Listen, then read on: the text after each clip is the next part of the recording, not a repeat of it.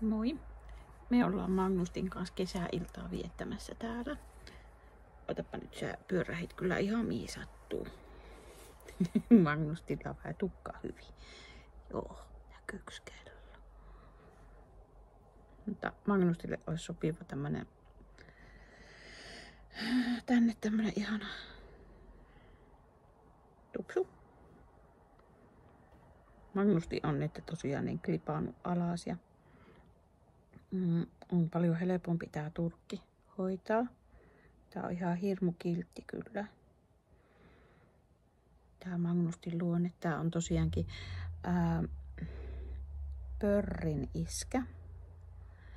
Ja otapa mä mietin, että onko se myös, mitä muita siellä oli näitä risteytyspoikuita. Nyt kuitenkin Magnus on monessa niin se isukki. Ja se on kyllä ihan kiva luontoinen. On se semmoinen säpäkkä, mutta kiltti. Sinä oot kiltti, joo. Mulla on semmoinen marsuhaastattelu. Tosiaan Magnus on peruaani. Ja normaalistihan näillä turkki niin on tosi semmoinen pitkä. Eli se kasvaa pittuutta koko ajan. Ja mä oon nyt sitten saksinut tämän alas, että Magnustilla on huomattavasti kivempi nyt näin kesällä olla sitten tämmöisessä kesätukassa. Menikö meillä vähän huonosti tukka? Otetaanpa kampaki esille ja laitetaanpa hiukset hienosti. Mutta tosiaan niin marsut, joita et näyttelyssä käytä niin ilman muuta niin kannattaa tämmöisiltä pitkäkarvasilta leikata sitä turkkia alaspäin.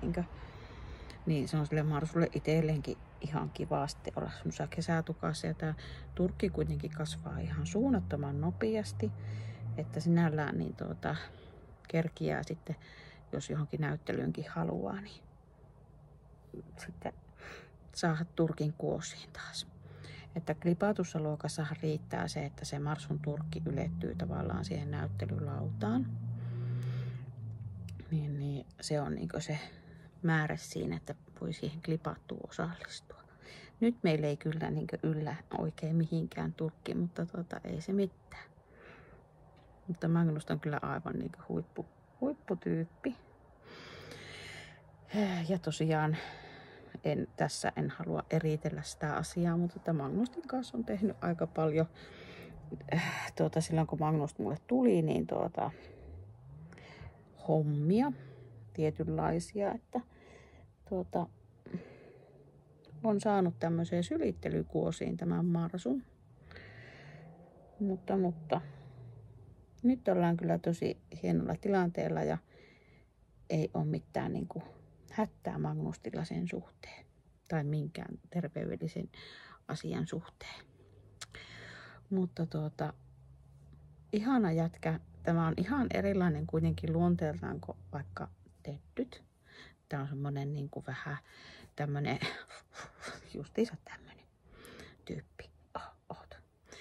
Mutta ihan mieletön persoona. Eikö ookin? Meillä on tänne kesäillan haastis täällä. Mutta että mulla on ihan hirveä nyt miettiä tosiaan sitten, että kasvatuksen kun laitan tauolle, ainakin tauolle, en nyt tosiaankaan sano, että lopetan, että jätetään se hätävara itselle, että voin joskus jatkaakin sitten sitä kasvatusta, mutta nyt niin tuntuu henkilökohtaisesti sille, että ei tosiaankaan voimavarat riitä ja tosiaan mulla oli niin haasteelliset 2 viimeisintä poikuetta ja mä on suoraan sanottuna niin miettinyt teddyjen terveydentilaa tosi paljon nyt. Mulla on nimittäin tupsahellut nyt silmäluomen kiertymää ja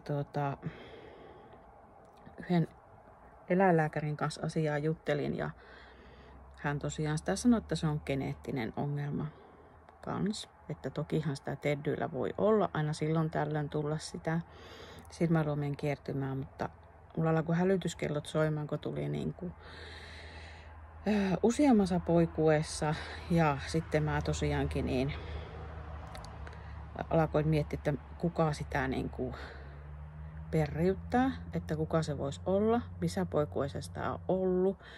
Ja valitettavasti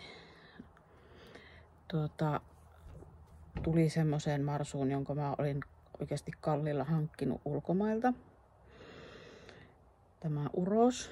En nimiä ala tässä mainita maailman kaikille ihmisille, jotka on mulle siitä sen uroksen jälkeläisiä ottanut, niin on niin kuin ilmoittanut tästä asiasta ja sanonut, että hei, että täällä on tämmöistä taustalla, että ottakaa huomioon, että itse vedän linjan tästä kiinni, että en jatka kasvatusta tämän linjan kanssa enää yhtään.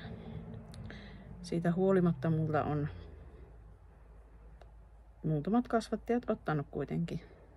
Mutta että sillä, että he on tietoisia siitä, mitä sieltä voi, että heidän pitää, niin kuin, että se pallo on heillä. Että minä vetäisin sen kyllä sen linjan kiinni, että en halua enempää sitten niitä marsuja, joilla on niin kuin tosiaan. Ja sitten kun se alkaa olleen niin kuin se silmäluomen kiertymä oli niin kuin, että alkoi olla joka poikuessa se 1 tai 2 ja tosi vaikeita luomenkiertymiä, että se ei oikeasti ollut mikään pikkujuttu.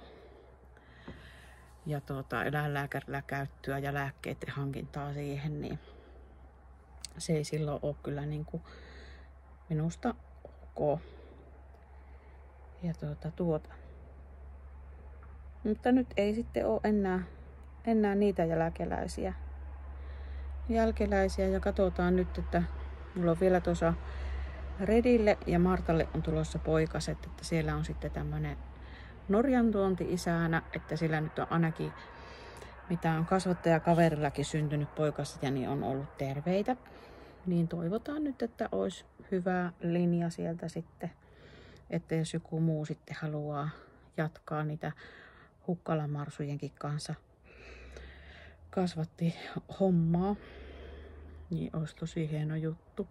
Että itse mä mietin vielä sitä, että jos mä pystyisin jättämään vaikka joku urokset sitten, että jää sillä lailla itselle niinkö sinne lemmikiksi ja että voi käyttää näyttelyissä ja jos elämäntilanne, oma terveys sen sallii, niin sitten jossain vaiheessa päästään jatkamaan, hyppäämään mukaan kasvatushommaan, mutta että nyt mennään näillä. Mutta että isoja päätöksiä on joutunut tekemään ja ne ei missään nimessä ole ollut helppoja. Että on joutunut hirveästi pohtimaan ja miettimään. Mutta että, jotenkin tuntuu niin kuin sinällään hassulle, että mulla on kuitenkin silloin kun mä alkoin esimerkiksi kaksosia ottaa, niin mulle tultiin sanomaan, että hei, että nyt lopeta se kasvattaminen. Ethän sä pystyt, sulla on hei kaksoset tulossa, et sä pysty. Ja vähän ehkä niin kuin vimmastuinkin sitä ajatuksesta, että että voinhan minä kasvattaa ja voi mulla olla lapsiakin, että ei se ole niin kuin este. Ja eikä se ole ollut. Ja sitten oli niin kuin esimerkiksi tekonivelleikkaus lonkkaan, ja mikä oli tosi haastava leikkaus. Mutta että marsut oli sitten semmoinen, mikä mut ajoi liikkumaan tosiaankin. Ja sai siitä semmoista voimaa parantua ja tervehtyä. Ja sama oli nytkin, kun mulla polvi leikattiin tekonivel, niin sekin oli semmoinen, että niin äkkiä marsulaan kuin vaan pystyi, että pääsi hoitamaan sitten itse, että silloin mulla koppia otti puoliso ja lapset marsujen hoidosta, mutta aina on yrittänyt pyrkiä sitten siihen, että itse ne hoidan. Ja mä tiedän, sitä voisi sillä lailla olettaa, että toiset, joilla ei marsuja niin sanotusti ole lemmikkinä, niin hoksaa ehkä niitä kaikkia juttuja, että mitä siellä on, niin aina oli semmoinen jatkuva huoli sitten, että jos ei itse päässyt sinne marsulaan katsomaan. Mutta elämä menee eteenpäin ja lemmikkituomarina tuun tosiaankin jatkamaan ja myös tämä ulkomuototuomarikoulutusta tuun jatkamaan, vaikka siinäkin on semmoisia omanlaisia ajatuksia kyllä niin kuin herännyt, että just sitä valitettavasti niin kuin huomannut, meillä tuli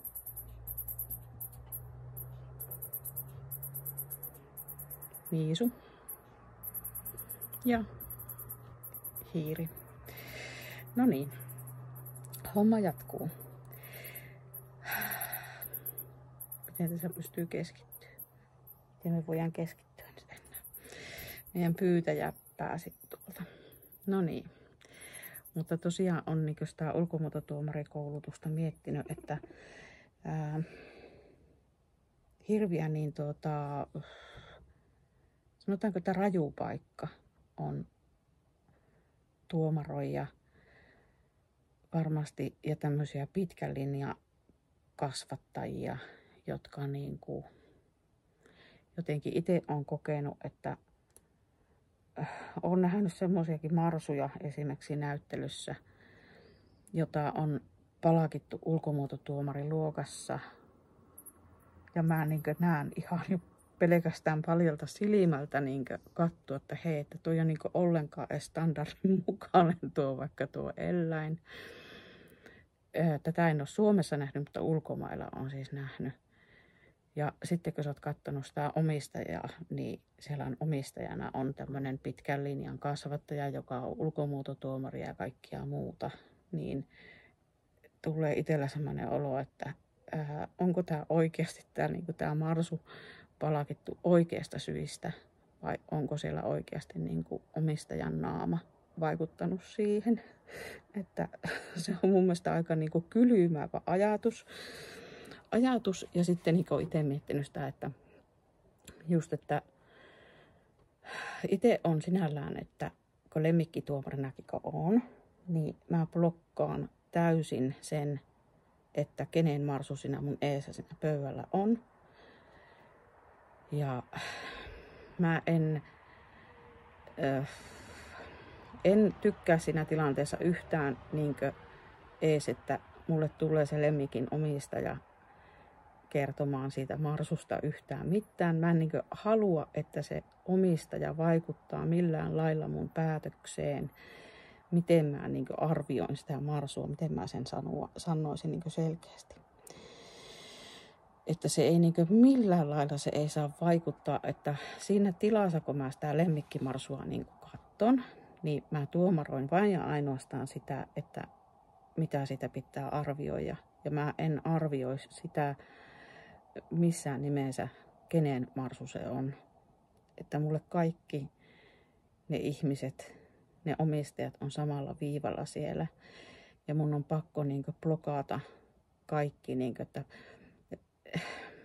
mä en uskokaan, että kukaan tietoisesti sitä tekee, mutta monesti tulee, että voi ei, että hei mun marsu tarvis vielä sen yhden eliittilemmikkikortin, että siitä tulisi, tai se tarvisi vielä 2, että siitä tulisi vaikka sitä ja tätä. Niin tavallaan mikään semmoinen ei saa vaikuttaa siihen arvioon, mikä siitä marsusta tehdään. Eli se on tosi semmoinen, että mun pitää itse ainakin itteni semmoiseen sen tilaan laittaa siinä tilanteessa. Siinä tilassa ei ole ketään muita kuin minä ja se marsu siinä mun eessä, jota mä arvioin. Ja sitten ehkä se sihteeri, jos hän on vaikka lemmikkituomari opiskelija, niin hänen kanssa pystyn keskustelleen. Mutta että sen sihteerikään ei saa siinä tilassa mitenkään vaikuttaa mun arvioon siihen marsuun. Että mä oon hirveän tarkka sen suhteen, että se ei saa vaikuttaa. Ja mua hirvittää sitten, kun mä oon kuitenkin sitten, että mä sanon, mitä mä ajattelen, mä en ajattele, kuka siellä mua vastassa on, niin mua ei varmaan koskaan pyydetä mihinkään tuomaroimaan. Että mua niinku hirvittää niinku se, ja sitten kun nyt on huomannut sen niinku ulkomaalaisia tuomareita, kun on kuunnellut, niin siellä oikeasti blokataan tyypit. Sitä ei pyydetä, se ei palkitse mun marsuja, sitä ei pyydetä tuomariksi, se ei palkitse mun marsuja. Ja mun mielestä se on ihan hirveä ajatus, että hei, että me kutsutaan vain semmoisia tuomareita, jotka antaa mun marsuille sertejä. Mun marsu pääsee bispöytään, kun se ihminen on täällä tuomaroimassa, niin musta se on ihan hirveetä. Hirveitä ajatuksia tämmönen tuottaa. Että mun mielestä niinkö itse mun mielestä se, että se marsu saa varmasti semmoisen niinku neutraalin ja oikean arvostelun ja just sen tuomarin niinku ajatukset. Ja mun mielestä kaikki tuomarit kuitenkin, kaikilla on semmoinen oma niinkö ajatus, minkälaisesta marsusta tykkää. Ja vaikka jonkun rodun sisälläkin niin voi olla joku tietty, että tykkää ehkä enemmän jostain tietynlaisesta päämallista tai joku tietty miellyttää sitä silmää enemmän. Paljon on niinku huomannut, että vaikka kuonon pittuus jakaa niitä mielipiteitä tuomareilla, että toinen tykkää ehkä vähän leviämpipäisestä tai toinen vähän sitten, että haluaa, että se olisi kuitenkin vähän pitempi se pää tai joillakin se on sitten taas kauhean niin kuin, voi olla niin kuin, että haluaa tosi semmoisen pallomaisen pää, joka sitten taas mun mielestä taas menee, niin kuin, terveys menee siinä vaiheessa niin kuin höpöksi. Että se ei sitten taas ole siinä mieli hyvä, että marsut alkaisi näyttää ihan seinään juosseelta tappauksilta. Että kyllä sitä kuonoakin siellä saa olla. Sillä, että se on sievä. Ja terveyseitä siinäkin pitäisi mennä. Mutta tämmöisiä ajatuksia täällä on mulla täällä kesäillassa Magnustin kanssa oleskellessa. Mullakin on suoraan saunasta tulossa ja pitäisi vissiin vielä lähteä suihkuun uudestaan, koska mä oon saanut muutamat pissat päälleni. Kiitos Magnustin pissanäytteiden. Kiitos Magnust. Ja tämmöstä täällä. Miisu, tuukko sä kans näyttäytyy? Ja Miisu on meidän hiirukissa. Miisu. Että Miisu on ihana kisu, se ei sano marsusta yhtään mitään. Tuukko sä näytille? Pss, pss, pss, pss, pss. Miau. No ei se nyt tuu. Tuu vaan kattoo. Tuu. Tässä on meidän Miisu. No nyt se et näkyy nyt. Miisu, katoppa tuonne. Miau.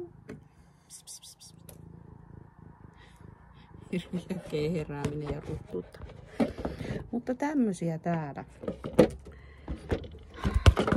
Miisu päätti, että nyt niin loppuu tämmönen videointi.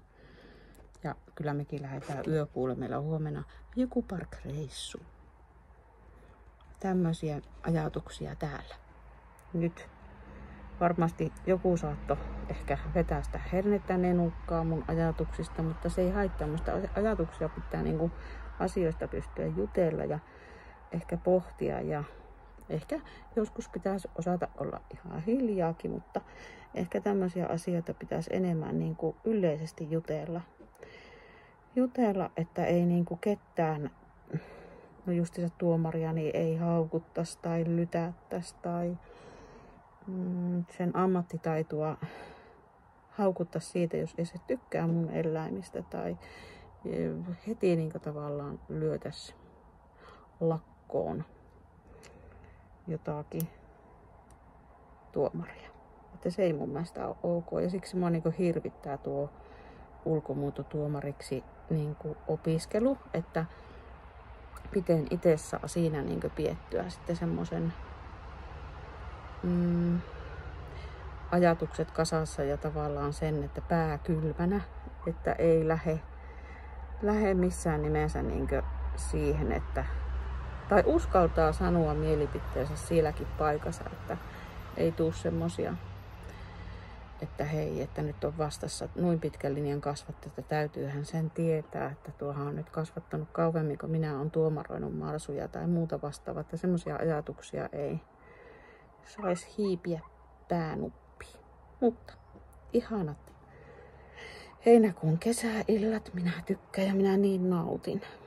Ja kyllä tämä tästä, vaikka nyt kasvatus niin kuin hetkeksi jääkin niin tauolle, niin kaikkia ihanaa jatkellaan ja mietitään mitä tuonne voisi kertoilla muuta tuonne YouTuben puolelle.